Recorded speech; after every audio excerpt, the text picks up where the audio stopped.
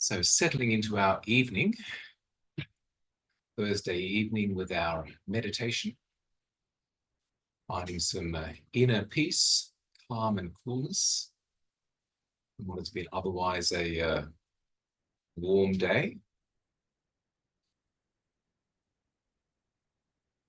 So settling into the present moment.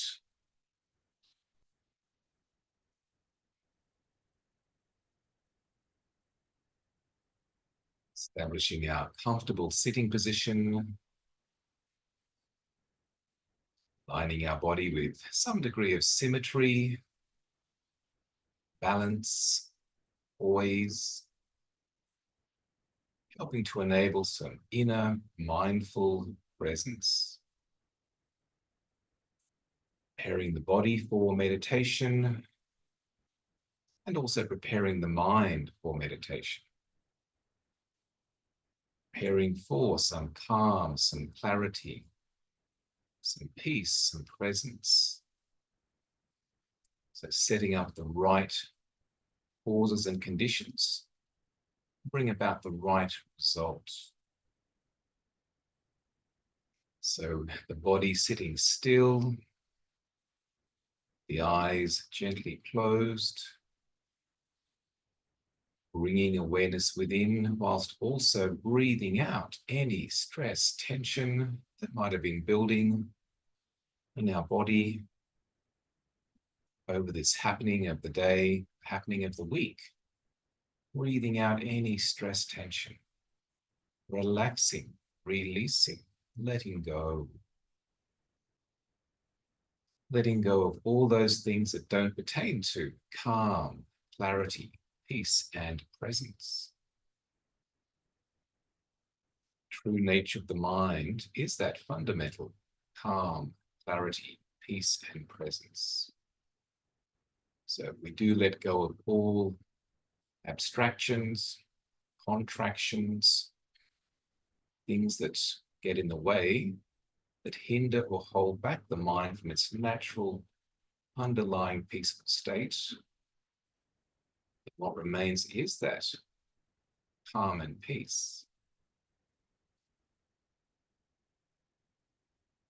For bringing mindful attention to the breath, our reference point for the present moment, which helps to engage the mind fully, mindfully, engaged in the present through noticing each breath, helping the mind not to be caught up in attraction, distraction to thoughts. For that, just feeling into the body, sensing and feeling our body sitting here.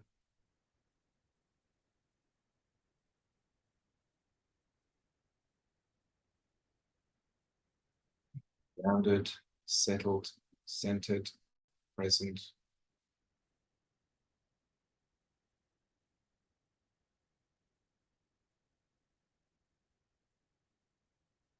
Our feet connecting with the floor.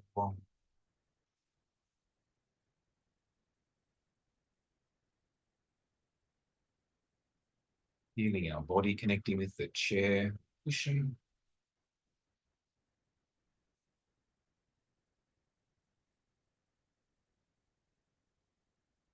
Feeling our hands connecting in our lap.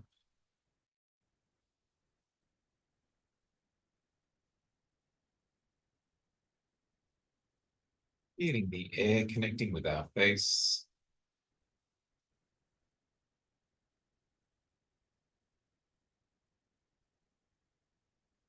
Feeling and noticing light connecting with our eyes through the closed eyelids. Some degree of lightness, brightness, color, patterning, blankness.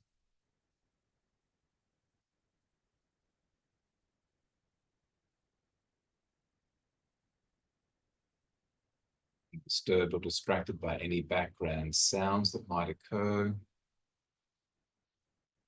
And particularly not getting caught into the internal mental sight or sound of thoughts.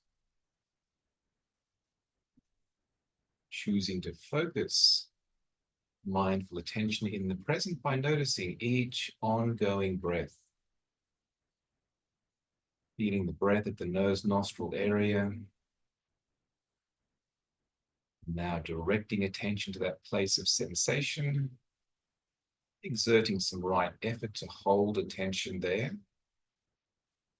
fixing attention, fixing focus to feel the natural inflow, outflow sensation, exercising attention,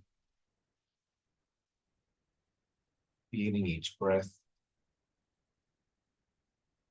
allowing the mind to settle into a mental collectedness, composure, concentration, and inner calm ease.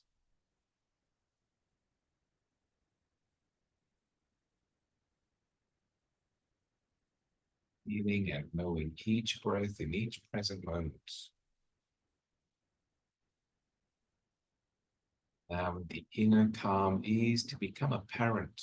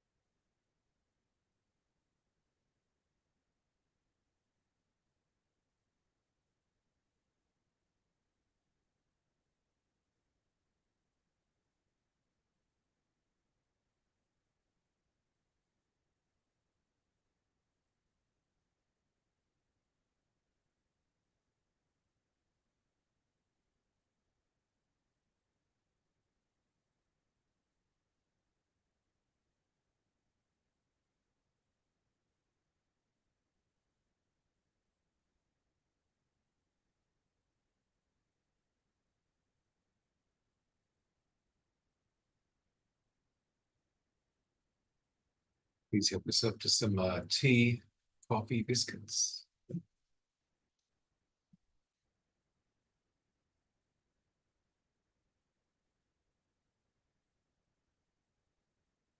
Welcome back, Sebastian. Good to see you. Good to see you.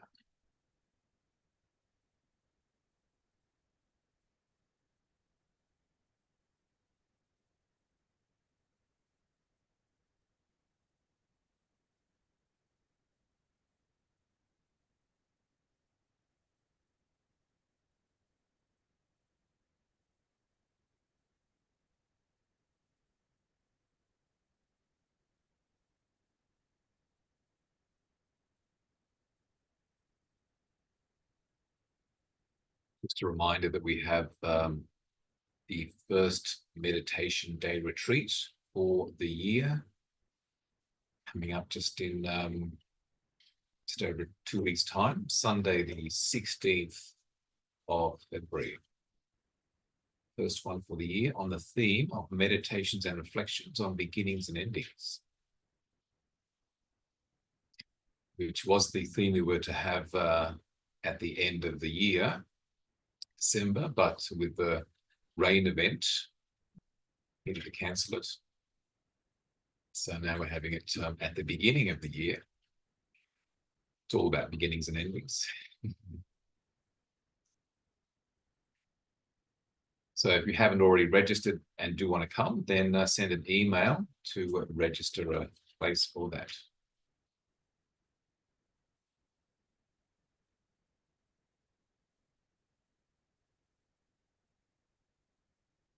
So following that one, the next month, we'll have Ajahn Tirudhammo, Canadian Buddhist monk, who's based at the Forest Monastery in Wiseman's Ferry, just outside of Sydney. He'll be up here staying with us for about 5 days, and he'll give a meditation retreat on Sunday, I think it's the 9th of March.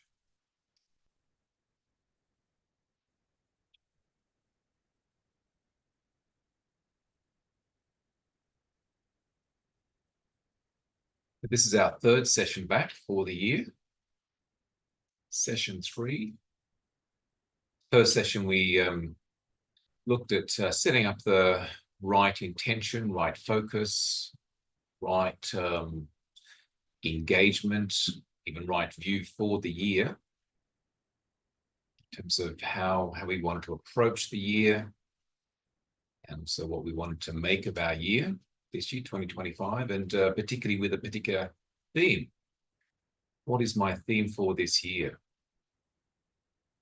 Not that you need a theme, but you can choose one, and that becomes a reference point to align to connect to develop maybe from recommended certain qualities, virtues, or values to engage from. I chose the ones simplicity and contentment as a theme for the year. But something to think about and engage. Last week, we looked into the idea of process as practice. Practice as process. So rather than focusing solely on results, outcomes, to go, okay, well, sure, it's good to have desired outcomes, results, but it's the process that's important. The journey, not just the destination. The idea that life is this ongoing process of being alive, living, from moment to minute to hour to day to week to month to year to decade, decades. It's a process, it's a journey, it's a pilgrimage, and it's the learning, the evolving, the growing that happens in that process, not just getting the result. So often if we are just focused on the result, we get it, and it's like, well, I didn't really grow much, got a result, but what next? So it's enjoying the process, the journey. This week, to move along those lines and to reflect upon preparation. Preparation as practice, the practice of preparation. Preparation as the practice. So that sense of preparing, being prepared, the activity of preparing, process of preparation, which may be for a particular outcome, for a particular result, but to also see that as important and significant, even the process of preparation. Preparing is process. So a question, how much of our life is preparation? How much of our life is engaged in preparing for things? Not just the thing itself, but the preparation that's involved. And my sense is that there's a lot of preparation that goes on for particular outcomes or results that we're looking to have. Just a few examples come to my mind. Preparing a meal. So the meal might, especially if it's a big meal, significant meal, a special meal, might take several hours to prepare the meal. How long does it take to eat? Maybe 20 minutes, maybe 30 minutes. But it may be hours in the preparation. If the person that's preparing is just focused on, I just want to get this done, get it out of the way, so I can then sort of get on to something else. It's like, well, missed out on the activity, the mindfulness, the practice of preparing, the joy of the preparation.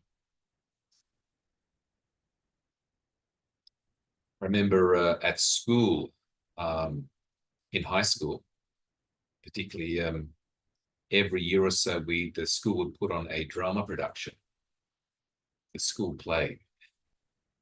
And I was generally always in them. They were like musicals, so they involved acting, story, acting, and singing, sometimes dancing. I didn't do any dancing. But we'd spend a whole year preparing for the performance, which was generally at the end of the year. And the performance at the end of the year, audience was there, the mums and dads and so forth. It only took about an hour, but we'd been preparing for the whole year. And that was part of the fun. Also at school,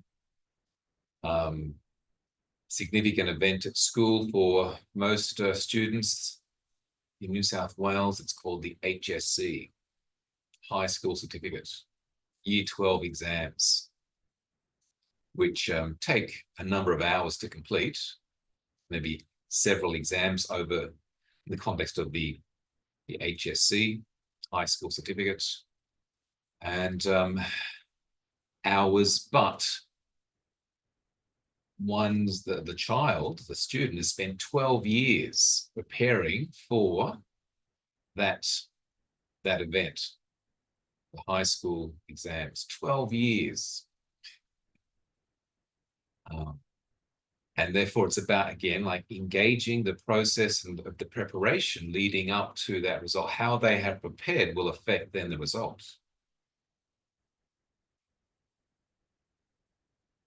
There's many things in our life that require preparation. And certainly the outcome or the result will be the result of how well, how much, how we have engaged that preparation.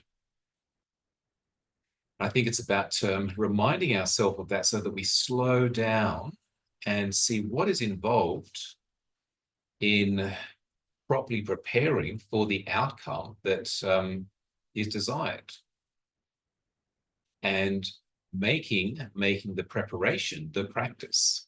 So being accepting of the fact this is going to require a great deal of preparation, let's say, and being mindful of it, attending to it, enjoying it, enjoying the preparation. in a way, we could say the main event or the ending event of life is death. I mentioned this last week, but we are a lifetime preparing for that. So how we have lived our life will affect quality of mind, state of mind, quality of our karmic disposition at the end of our life, which then maybe even determine what happens next after that. In Buddhism, it's called, well, it's karma in general, karma, which is intentional action by mind, speech, or body. Then there is the word vibhaka karma, which is a resultant action. There's the intention or the action and then the result of that. And there is also death proximate karma. So it's like how we are feeling, what is happening for us, state of mind at the time of death. The karma at that time also impacts and affects what happens on our mind, on our psyche. We want to use the word soul, spirit, for what's after the body dies. And that is a result also of how we've lived our life, what state of mind we're in, how we're feeling, who's around, who's with us, what is the situation. And through this process of cause, effect, cause, effect, cause, effect, cause, effect, will lead up to that final few moments, last breath. So again, it's about being aware of and being prepared for, developing that process of preparation for a particular outcome. So what of meditation? You might go, okay, so meditation, the result of that I'm looking for is some calmness, to be mentally calm, to be physically at ease, and to have mental clarity, peace of mind, sense of collectedness of mind, samadhi. Okay, so these are things that we would like. So what do we need to do, or how do we prepare for that to occur? It's not just saying, I want that, I'm going to sit down and it should happen. It's like, no, we need to prepare, setting up the right causes and conditions for calm, clarity, peace, concentration. And in a way, it's how we live our life in every moment, like from now, we've just done a meditation, how we live our life in every moment from this meditation up until the next meditation is going to affect the quality of that meditation.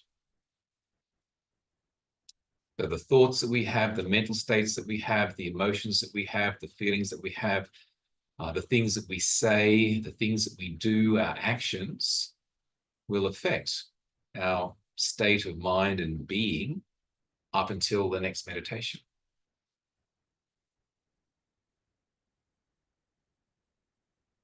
So it's about then being more mindful and conscious of how we are engaging mentally and physically to bring about a result.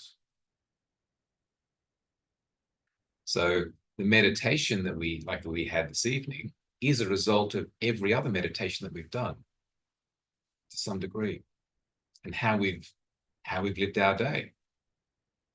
Yesterday, the day before that, etc. So it all sort of, it flows through. So we then see, okay, we're preparing. Life is this ongoing process of preparing for the things that are meaningful and worthwhile for us.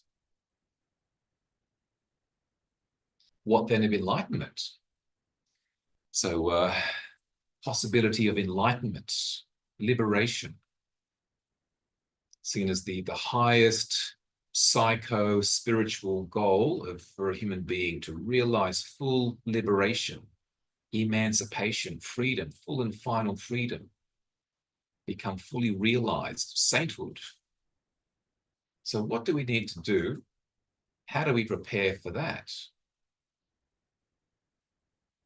And of course, you may have heard of a type of what's a school of Buddhism, and it's called the Sudden Enlightenment School of Buddhism. Anyone heard of that? Sudden enlightenment. Sudden enlightenment. The lightning bolt. It's a Chinese. Chan is the Chinese word for jhana. So the Buddhist word jhana, in Pali, jhana, deep meditation. Took the word chan in Chinese, which in Japan, when Buddhism went to Japan, it was called Zen meditation, deep meditation. But this school of Chan meditation talks about sudden enlightenment. And I think it was I think the fifth, either the fifth or sixth Zen patriarch, Huineng, who developed this school of enlightenment. And the idea is that enlightenment just suddenly happens, which in a way it does. A person is unenlightened, ordinary person in one moment. The next moment, because something happens, a certain experience, they're enlightened. That stands to reason. It's a bit like a kettle. Kettle is put on to boil. It's not always boiling. It just goes through a time, then suddenly it's not boiling, then suddenly it's now boiling. It happens in an instant. But I think like the kettle that boils, it's been a process of heat over time, ongoing heat that then leads to the sudden boiling of it. Suddenly there's steam coming out, of the light flashing, or there's a whistle blowing. And the same with the sudden enlightenment. Sure, there's a moment that the person not enlightened now, they are enlightened, but they may have been preparing for that and working for that for years, maybe even lifetimes. Which is interesting, because then it's about, okay, so be prepared. Enlightenment could happen at any time, but only after you're prepared well enough. It's a bit like suddenly the fruit's ripening. Suddenly it's ripening, but trees been growing for a number of years, and then now it's the right age, and then there's the flower and the bees and so forth, and pollination and germination, and the little fruit's there, and it's growing, and then suddenly it's ripe, it's fallen off the tree. It's been a process, it's been preparing.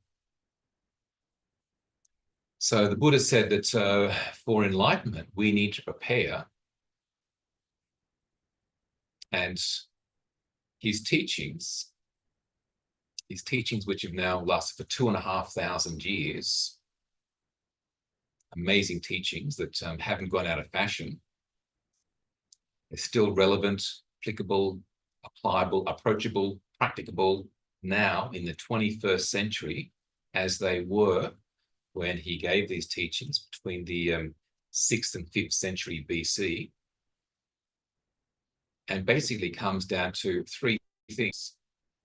3 keys to full spiritual enlightenment, which is basically ultimate peace, happiness, joy, contentment, well-being. Prepare yourself in 3 ways. What are the 3? Any idea?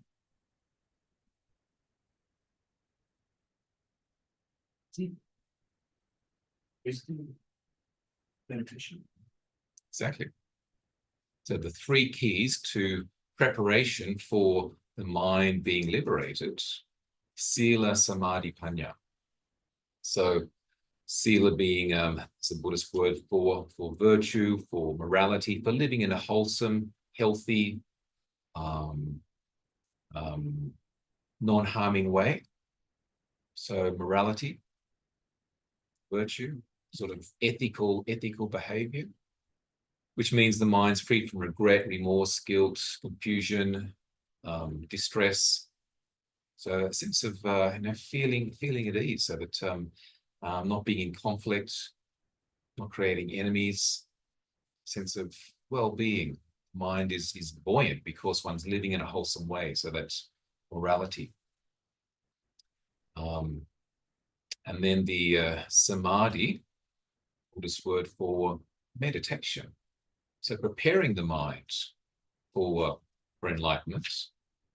The mind has to be prepared. It needs to be trained and developed and strengthened, so it's not distracted and caught up thinking and worrying and getting confused about things, or just getting caught up in fantasies. To be able to collect, concentrate, focus the mind, powerful mind. So from a like a light, broad beam floodlight into spotlight, even into laser beam power, cut through confusion and ignorance. So samadhi, meditation, concentration as a preparation. And the third one, panya, which translates as wisdom. And my sense of this is, yes, using wisdom, engaging life in a wise, conscious, aware way. So wisdom is like applied knowledge, applied understanding about the way of things, and particularly insightful wisdom, wisdom that relates to the reality or truth of things. Buddha called that Dharma, the truth of things. And we can develop this by, yes, my teachers, Ajahn Pasana, he would say, wisdom develops by using it. So the more you use wisdom, the more it grows and develops. But also in terms of the getting of wisdom, beginning with just a knowledge. So learning things, learning wisdom principles, learning what is wise. What's a wise way of looking at things or viewing things, thinking about things, perceiving things. And that's what we can do from study, from learning, reading, listening to talks like here, podcasts, videos, YouTube clips, and so forth that are some wisdom here. So somebody's imparting some wisdom. We pick it up as just information. We can process that. Why is that important? How does that work? How can I use that? And I apply that information. It becomes knowledge. I know this stuff. Yes, things are impermanent. Things are uncertain. I'll be mindful of this. Don't do this. Be careful about this. Be kind in this way. Be generous in this way. And so we're applying it. That applied knowledge becomes understanding and wisdom for ourselves. And so the more we develop that helps us and prepares the mind for enlightenment. So if we have that foundation of being a good, wholesome, healthy, moral, virtuous person, and the mind has been developed so it's calm and clear, collected, concentrated, and then we are receptive to seeing things in a wisdom way, a wise way. We know what's wise and what's not wise in terms of information. And then someone might say something, and we're very receptive. Say, that's it. The mind just opens up and lets go. Deep, powerful, penetrating insight, liberating insight, because the foundation has been there. Foundation is the morality, meditation, wisdom. So there's many cases, particularly if you were to read some of the histories of the life of the Buddha, and in giving teachings to certain people that weren't initially Buddhist. They were just people interested in practice. Often they were yogis living a moral life, doing meditation to some degree. And that the Buddha gives a teaching, and suddenly they get it. They got it. Wow, even enlightened just through hearing a teaching. seemingly sudden enlightenment, but they've been preparing. They were ready. They were receptive. So the same too for ourselves, to be ready, to be receptive for that peace, that clarity, that understanding, that liberation, that freedom. In a Christian context, they would call it grace. So that grace is given, but often spoken about, especially in Christian monasticism, that monks and nuns in Christianity practice, pray and meditate and contemplate and so forth, live a life so that they're ready for grace to be granted or given. And they maybe have that then deep, profound experience, that religious experience, because they were ready. So in Buddhism, it's very much the same, but it's like where it's not so much that the enlightenment's coming from somewhere else, it's coming from within, and the mind lets go of holding on to small-mindedness, to sort of ego-centeredness, of duality, self and other, as a reality. So life as the process and practice of preparation. And again, it's about enjoy the preparation. Whether it's about preparing to come out on a Thursday night for meditation, and how can I do that in a way that when I come and sit down, I'm sort of calm, not stressed, and that, I'm ready for enlightenment. Even like, how can I prepare the days of the week so that I'm ready for the Thursday? And oh gosh, it's Thursday again, I'm not prepared. Oh, I've got so much to do and I just can't go to meditation. So we prepare. So life is this process of preparing, enjoying the preparing, not just the end result. Any thoughts or considerations from yourself regarding the preparation as practice? Occasionally I get a little bit overwhelmed with too much preparation with certain things in my life. I know I came to meditation sweaty today because I wasn't prepared. It was a big rush, but You got here. I got here.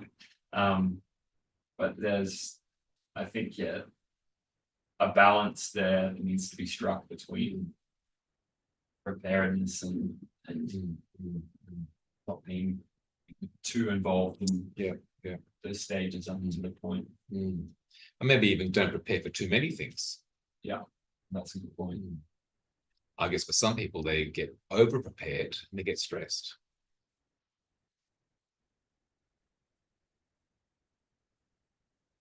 Yeah, John, wondering too if that whole act of preparing for something, there's a danger of potentially getting too caught up or fantasizing about the goal and letting desires for that goal to kind of almost tarnish the process, to take your attention away from the steps of that process of preparing.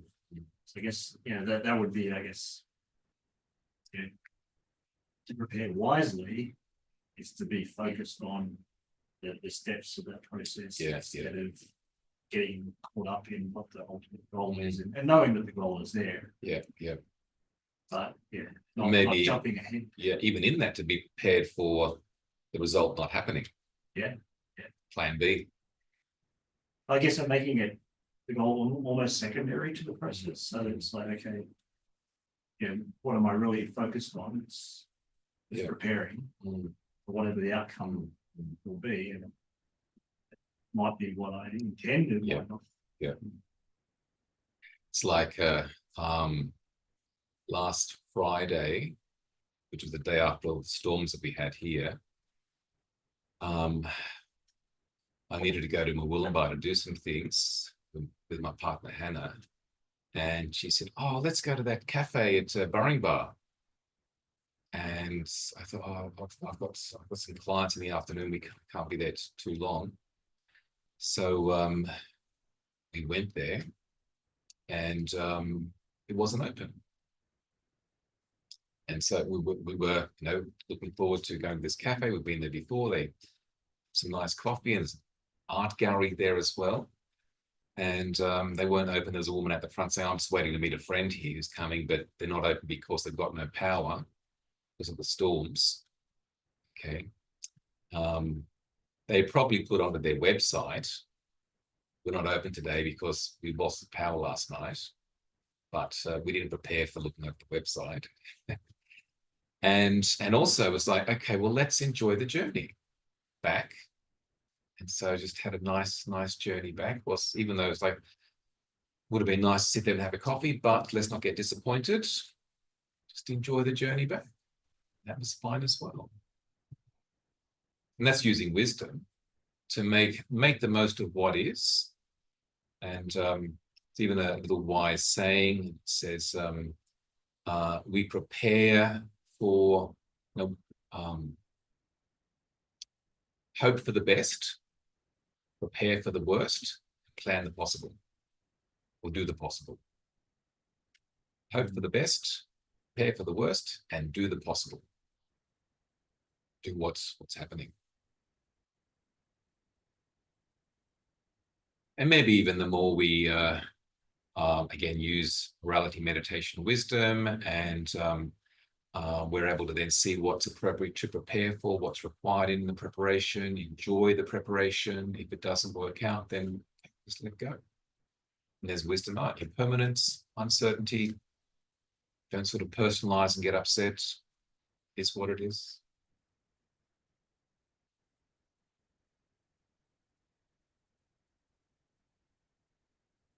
So we can all prepare for next Thursday, if you're going to be here, and even prepare for your next meditation tomorrow morning. Maybe you do another one tonight. So it's ongoing preparation. It's ongoing attending in a calm, not sort of intense way, so that we're always preparing for beneficial, helpful outcomes. I just wanted to say one thing, just like an example from today. I was just like, I had an appointment and it was delayed for over 30 minutes. And usually I would feel quite unsettled about it because it's a waste of time. So, and I just thought, like, oh, it's brilliant, I can meditate. Exactly. You know, I mean, this is really a change to just like to adjust immediately to something which would usually harm me and to make it a bonus. So any situation like that, you come prepared, I can meditate. Very good. So do have a mindful week and see you next time.